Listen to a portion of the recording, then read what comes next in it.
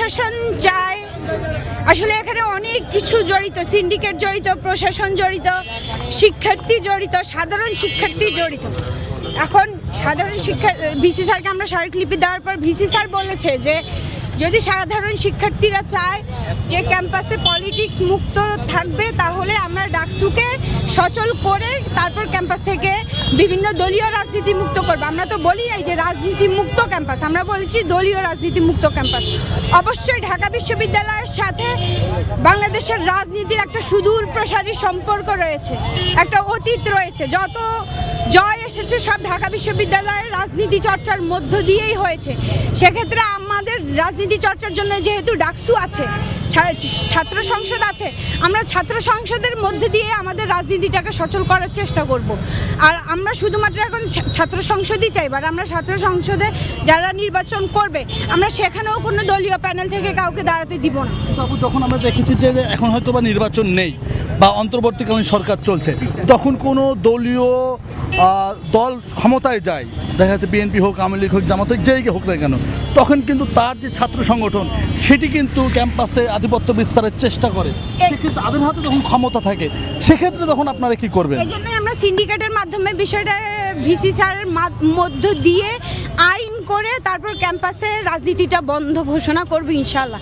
যার জন্য আমরা ভিসি স্যারের সাথে, আমাদের প্রক্টর স্যারের সাথে আমরা বসেছি।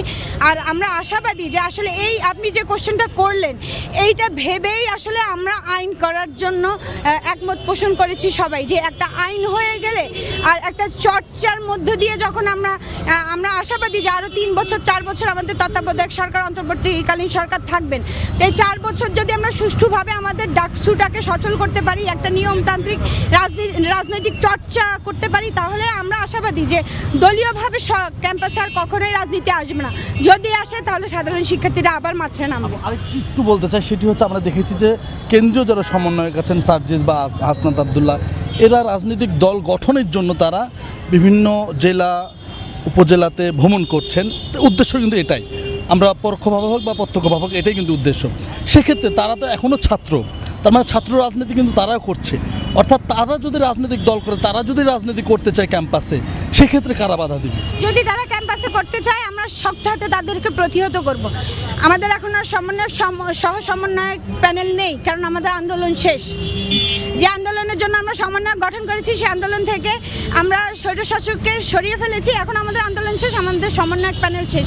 যদিও কেউ রাষ্ট্রীয়ভাবে তারা সমন্বয়কের দায়িত্ব পালন করতে চায় সেটা তাদের ব্যক্তিগত বিষয়। ক্যাম্পাসে যদি তারা রাজনীতি ফেরাতে চায় আমরা শক্তভাবে প্রতিহত করব।